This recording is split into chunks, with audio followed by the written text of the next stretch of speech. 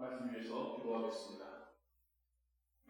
하나님 우리 아버지, 이 시간 우리가 함께 하나님 말씀을 읽고 보고 듣습니다. 기록된 말씀이 지금 이 시간 우리에게 또한 주시는 하나님의 은혜와 생명과 지혜의 말씀임을 또 듣습니다. 이 말씀 계속해서 함께 나눌 때에 성령 하나님께서 우리로 하여금 이 말씀을 깨닫게 하시고 또 이 말씀으로 깨달은 바라 우리의 삶이 인도해가는 하나님의 지팡이와 막대기 되게 하여 주옵소서. 주 예수 그리스도의 이름으로 기도하옵나이다. 아멘.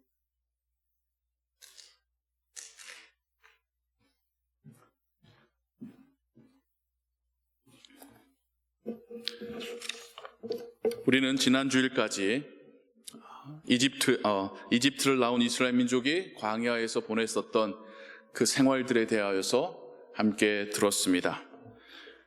그리고 오늘의 이야기는 그들이 이제 하나님께서 약속하신 대로 요단강을 건너 가나안 땅으로 들어갈 때의 그 시작의 이야기입니다.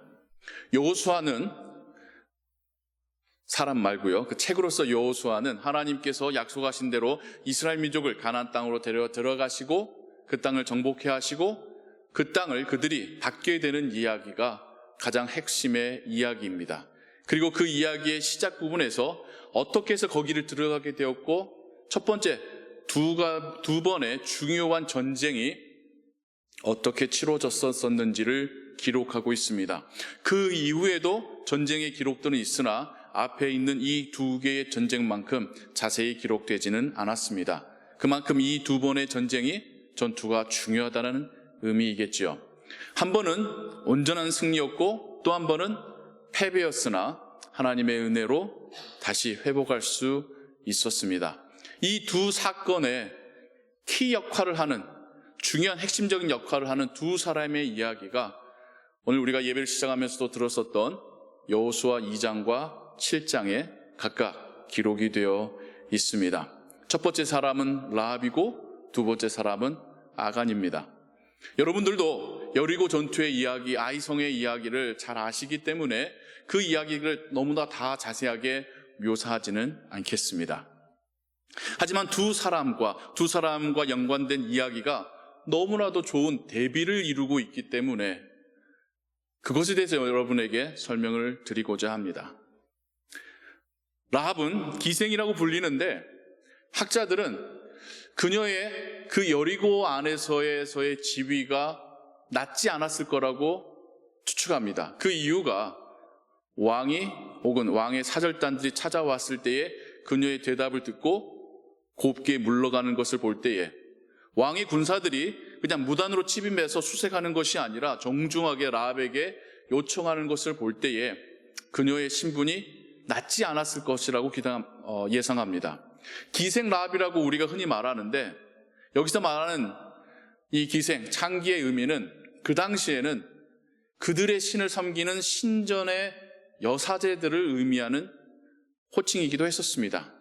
즉 라합의 직업이 여리고 안에서 여리고인들이 믿는 그 신을 섬기는 신전의 여사제 혹은 그 여사제들 중에서도 리더급이었지 않았었을까라고 추측을 합니다. 하나님께서는 이스라엘 민족에게 가나안 땅으로 들어가서 첫 번째 전투인 여리고성을 함락시킬 때에 모든 생명체는 죽이고 모든 물건들은 하나님께 바치라라고 말씀하십니다.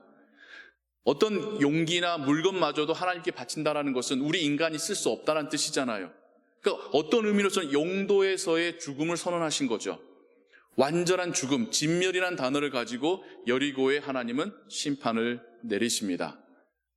그 여리고에서 심지어 우상신을 섬기는 여사자였었던 라합은 하나님의 진멸의 대상에 속했음을 그 누구도 부인할 수 없을 것입니다. 마찬가지로 아간이라는 남성을 한번 생각해 볼까요? 오늘 우리가 들었었던 7장에서 아간은 유다 지파의 남성이었던 것을 우리가 발견하게 됩니다.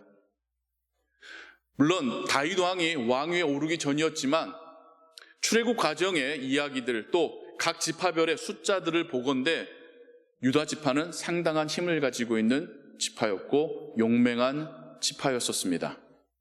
갈렙의 지파이기도 했었고요. 그 유다 지파에서의 한 남성이고 리더격이고 전투에 나간 군인이고 용사였었습니다. 아간은 요단강을 건넜을 뿐만 아니라 여리고성을 침묵으로 돌았고 여리고성이 함락하는 것도 보았고 여호수아의 명령에 따라 진격했던 자였습니다.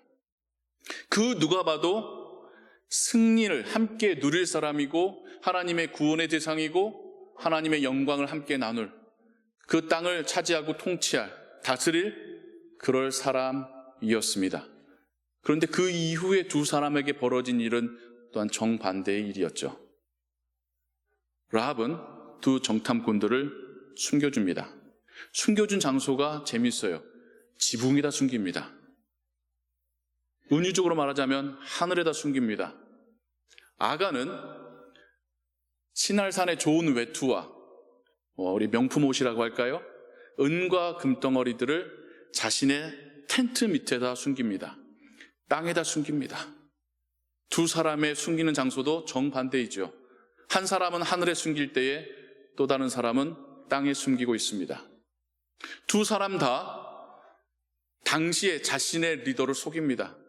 라합은 여리고 왕을 속이고 아간은 하나님을 속이고 있습니다. 그리고 그 결과는 상반된 결과를 나타내죠.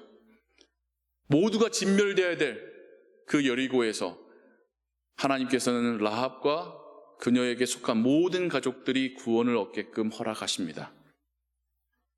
모든 가족이 가나안 땅에 들어가서 승리를 만끽하고 하나님 주신 복을 누려야 될 아간의 가족들 모두가, 아간만이 아니라 아간의 모든 가족들이, 심지어 그 집에 속한 가축마저도, 물건들마저도 모두 죽임당하고 불태워짐을 당합니다. 그들이 붙들고 숨겼던 것들과 함께 그들의 운명이 같이 가고 있습니다. 라합은 하나님의 일꾼들을 숨겼고 그들과 함께 생명과 구원을 얻게 됩니다. 아간은 하나님께서 진멸하고 모두 죽이라고 했었던 여리고의 물건들을 숨겼다가 그 물건들과 운명을 같이 하게 됩니다. 두 사람이 원래 주어졌을 운명이 완전히 뒤바뀌는 그런 이야기를 성경은 연달아 우리에게 말해주고 있습니다. 라합과 아간이 숨겼던 것은 실상은 그들의 마음 가운데 가장 소중하게 여기는 것들을 숨긴 것입니다. 숨겼다라고 하는 이 말의 의미에는 그들이 붙들고 있다라고 하는 의미를 또한 포함하고 있습니다. 라합은 하나님의 백성 되기를, 하나님께 구원받기를 간절히 원했고 그것을 붙들고 있는 겁니다. 아간은 이 땅에서의 재물을 붙들고 있습니다. 하나님께서 주실 땅이지만 그 첫 번째 전투에서 내 몫은 내가 챙겨야지라고 하는 생각으로 이 땅에 썩어 없어질 물건들을 붙들고 있다가 그 물건들과 함께 죽임을 당하게 됩니다. 그리고 라합은 후에 그 정탐꾼 중에 한 명과 결혼을 하여서 다윗 왕의 조상의 어머니, 예수 그리스도의 계보에 들어가는 어머니가 됩니다. 그녀의 이름이 마태복음 1장에 예수님의 계보 가운데 어머니로서 기록이 되어 있습니다.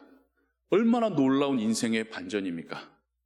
우상신을 섬기던 여인이, 그 몸으로 먹고 살던 여인이 하나님을 택하고 하나님의 백성 되기를 원하고 목숨 걸고 하나님을 택했을 때에 그녀의 인생에 놀라운 변화가 일어나게 됩니다. 태어날 때부터 하나님의 백성으로 태어나서 교육받고 많은 축복들이 약속되어졌던 사람도 세상 물건 탐내고 그거 붙들다가 그것과 함께 사라져가게 됩니다. 그가 죽임당한 곳이 아골 골짜기라고 합니다. 해골의 골짜기란 뜻이죠. 우리는 라합의 모습을 신약 성경 중에 예수님께 향유 옥합을 깨어 부어드렸었던 마리아의 모습에서 다시 한번 발견하게 됩니다. 마리아도 그 당시에 여성들이 일을 해서 돈을 모으면 얼마나 모을 수 있었겠습니까? 그렇게 어렵게 모아서 만든 향유의 한 옥합을, 그것이 그렇게 소중하게 모았어도 지금 자신 앞에 계시는 예수님, 이제 예루살렘에 가면 핍박받고 죽게 되실 거라고 말씀하신 그 예수님을 위하여 아낌없이 부어드리는 그녀의 그 선택을 우린 신약 성경에서 보게 됩니다. 아간과 비슷한 모습을 저는 사도행전의 아나니아와 삽비라에게서 또한 발견합니다. 하나님을 믿는 제자의 공동체가 서로의 것을 내어놓고 공유하며 서로를 돕는 그 모습에 자신도 자신의 것을 하나님께 바치겠다고 헌물과 헌신을 했었던 아나니아와 삽비라가 다시 그 물질에 대한 욕심으로 인하여 감추고 거짓말하다가 두 사람의 생명을 잃게 되지요.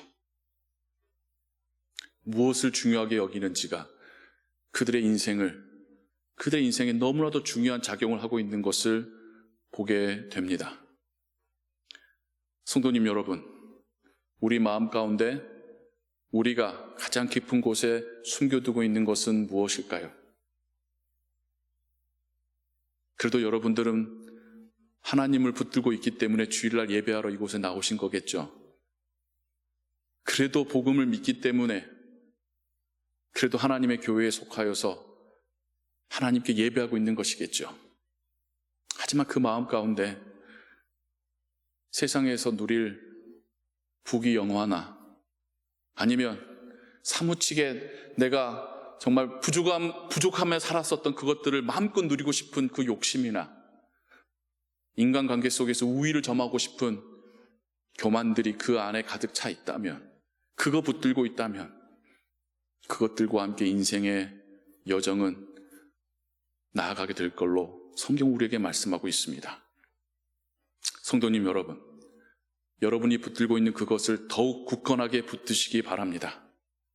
우리의 인생 가운데 우리는 계속해서 선택과 결정의 순간들을 맞이하게 될 것입니다. 우리가 붙들고 있는 것이 그 결정의 순간에 하나님께서 우리에게 주시는 지혜의 메시지가 될 줄로 믿습니다. 보면 두 개 중에 뭘 해야 될지 막 망설일 때가 있어요. 그렇죠? 마음속에 갈등이 찾아올 때가 있습니다. 어떻게 해야 되지? 내 안에 무엇이 있는지를 살펴보시기 바랍니다. 내가 하나님을 붙들고 있다면 하나님께서는 그 결정 가운데서도 하나님을 위한 결정이 무엇인지를 알려주실 것입니다. 하나님을 붙들지 않고 있다면 그 결정 또한 더욱 세상으로 한 걸음 더 나아가는 결정이 될 것입니다. 하나님을 붙드셨기 때문에 이 아침 여러분들이 예배의 장소로 나오신 걸로 저는 믿습니다. 환영하고 축복합니다. 그리고 우리가 사랑하는 우리의 자녀들, 우리 기도의 대상자들도 같은 것을 붙들기를, 하나님 나라 붙들기를, 하나님께 구원받는 것을 인생의 가장 큰 축복으로 여기기를, 하나님의 영원한 나라에 살아갈 것을 소망하며 그 나라를 바라보기를, 이 땅의 것으로 마음이 흔들리지 않고 하나님으로 인하여서 평안을 누리기를 여러분 기도해 주시기 바랍니다. 그리고 우리도 이 여정을 굳건히 서서 걸어갈 수 있기를, 하나님께서 우리의 마음과 생각을 지키시기를, 우리의 걸음에 동행하시기를 기도하시고 하루하루 주와 동행하며 살아가신 여러분들 되시기를 주님의 이름으로 축원합니다. 기도하겠습니다. 하나님, 우리 아버지, 하나님 백성 되기를, 하나님께 속하기를, 하나님께 구원받기를 그 세상에 그 무엇보다도 소중히 여겼었던 라합의 이야기를 듣습니다. 그리고 하나님이 그녀를 죽음 가운데서, 진멸 가운데서, 심판 가운데서 구원하시고 심지어 예수 그리스도가 이 땅에 오실 그 가족에 속하게 하시니 감사합니다. 우리에게 주신 하나님의 은혜가 이와 같습니다. 우리도 하나님의 은혜 아니었으면 예수 그리스도를 모른 채 세상 속에서 돈을 쫓고 권력을 쫓고 육신의 쾌락을 쫓다가 그렇게 죄인으로 죽어갈 자들이었습니다. 그러나 예수 그리스도의 구원의 소식을 듣게 하시고 믿게 하시고 이제는 하나님의 자녀 되게 하시니 감사합니다. 우리 마음 가운데 천국의 소망 주셨음에 감사합니다. 이제는 이거 붙들고 살아갑니다. 하나님 나라 보고 살아갑니다. 우리 인생의 가장 중요한 것이 하나님이심을, 하나님 자녀 되는 것임을 고백하며 살아갑니다. 우리 일상 속에서 크고 작은 유혹들이 찾아올 때에 하나님, 우리가 이 믿음 붙들게 하시고 하나님 나라를 다시 보게 하시고 예수 그리스도께 나아가는 자들이 되게 하여 주옵소서. 이 믿음을 우리가 사랑하는 가족들에게, 우리의 자녀들에게, 우리의 기도의 대상자들에게 허락하여 주옵소서.